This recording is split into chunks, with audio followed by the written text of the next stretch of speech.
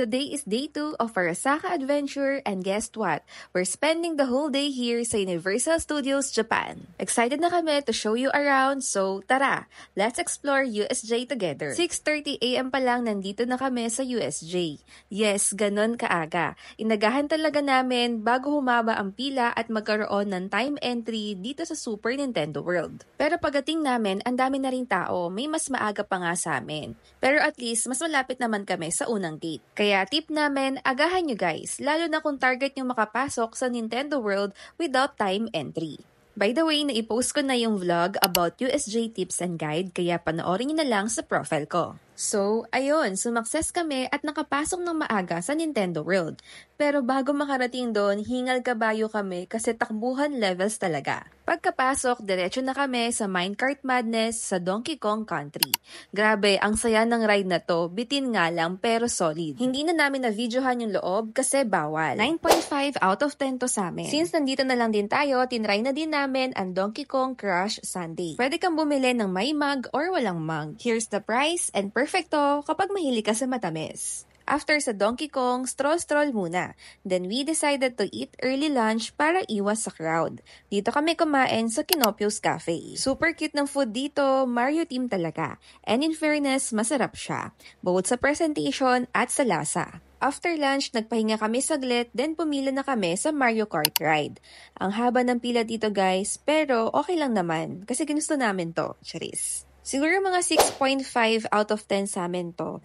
Medyo parang overhyped siya but still fun naman. Tapos nag-shop muna kami ng mga souvenirs dito sa Mario Shop at nag-picture with Mario and Luigi hats. Ang cute, diba? Next stop, ang Water World Show. Isa ito sa mga pinaka-the best dito sa USJ. Grabe kasi talaga yung action, effects at acting. Mapapaisip ka na lang na paano kaya nila ginawa yun? Yun nga lang, kung ayaw mo mabasa, umupo ka na lang sa bandang taas. 10 out of 10 to sa amin at must watch talaga. After nun, punta naman tayo sa Harry Potter World.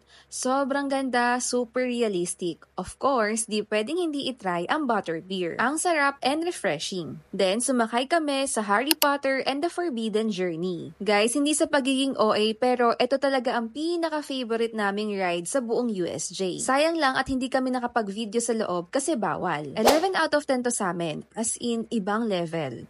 Parang literal kaming pumasok sa Wizarding World. After Harry Potter, pumunta naman kami sa Jaws. Chill lang siya na ride, sakay sa boat, ikot-ikot, habang may shark na sumusulpot. Medyo mababasa ka nga lang, so be ready. Naggutom kami kaya nag-snack muna sa Amity Landing Restaurant.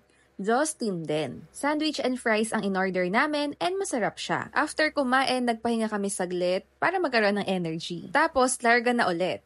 Habang naglalakad kami, nakita namin tong vintage cars sa Mel's Drive-In. Syempre, ano pa nga bang gagawin kundi mag-picture? Last stop namin ang Minion Park. Sumakay kami sa Despicable Me Minion Mayhem. Super cute ng ride na to pero warning, medyo nakakahilo.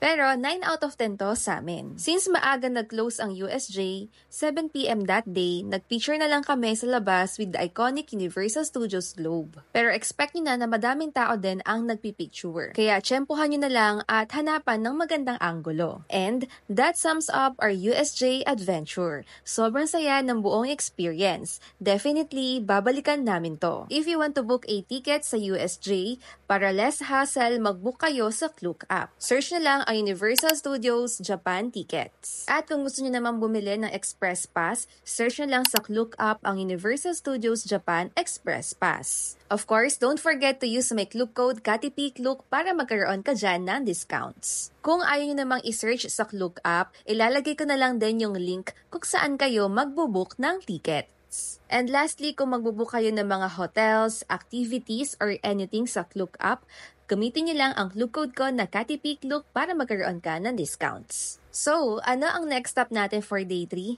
Abangan, kaya see you on my next Japan vlogs. Pabush!